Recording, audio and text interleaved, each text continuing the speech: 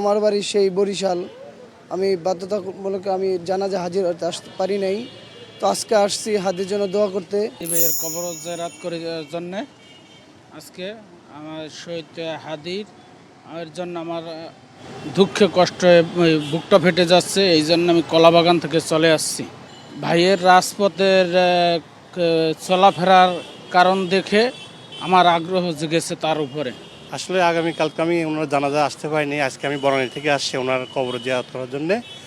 ওনাকে আসলে চিনি, আমরা জুলাই যুদ্ধের পর থেকে ওনাকে আমরা চিনি, উনি অনেক ভূমিকা রেখেছিল। আমি ওনার কবরটা দেখতে আসছে। আমি যাত্রাবাড়ি থেকে আসছি। হাদি ভাই খুব ভালো লোক, তার সততার পরিচয় দিয়েছে আমাদেরকে, তার এই জন্য মনে পড়ে আমরা ভালোবাসি।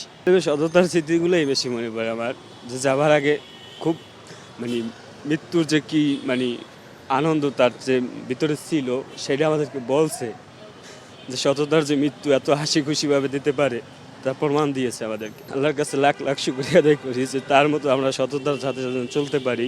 আল্লাহ যেন তাকে জান্নাতুল ফেরদাউস দান করে। ভরসা পেতে নিজেকে হতে হয় পাতের মতো দৃঢ়, ঠিক যেমনটা জেরুসালেম। আমি হাদির জন্য দোয়া করছি, আল্লাহ সুবহানাহু ওয়া তাআলা যেন আমাদেরকেও তার মতো সাহসিকতার সহিত এই বাংলাদেশে ইনসাফ কায়েম করার জন্য আল্লাহ তাআলা যেন আমাদেরকে তৌফিক দান করে। আল্লাহ তাআলা যেন হাদি ভাইয়ের অতীত জীবনের সমস্ত ভুলভ্রান্তি ক্ষমা করে দিয়ে আল্লাহ তাআলা জান্নাতের উচ্চ মকাম দান করুন। সারা বাংলায় যেন হাদির মতো লক্ষ লক্ষ হাদি আল্লাহ তাআলা জন্ম হয়। হাদি আমার কারণে জনপ্রিয় এটাই, হাদি চেয়েছিল যে বাংলাদেশের মধ্যে ইনসাফ কায়েম হোক, বাংলাদেশের মধ্যে ইসলাম কায়েম হোক, এটাই চেয়েছিল হাদি চেয়েছিল বাংলাদেশের মানুষ জুলুম থেকে মুক্তি পাক। হাদি চেয়েছিল বাংলাদেশের মানুষ নির্যাতন মুক্ত হোক। আসলে হাদির জন্য দোয়া করছি। হাদি তো হয়তো হাদির বডিটা দুনিয়া থেকে চলে গেছে।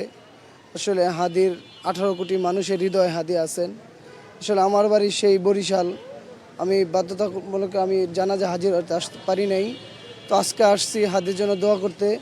যে হাদি 18 কোটি মানুষ রেখেছে এবং মানুষের হৃদয়ে হাদি আছেন, এবং দোয়া করি আল্লাহ সুবহানাহু ওয়া তাআলা যেন হাদিকে জান্নাতের উঁচু মাকান দান করেন এবং হাদির পরিবারকে যেন ধৈর্য ধারণ করা তৌফিক দান করেন, এবং আমাদের প্রতিটা ঘরে ঘরে যেন হাদির মতো সন্তান জন্মগ্রহণ করেন।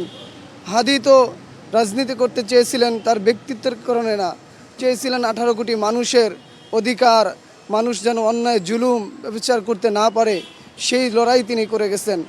আমি দোয়া করি আল্লাহ সুবহানাহু ওয়া তাআলা যেন হাদিকে জান্নাতের উঁচু মাকান দান করেন।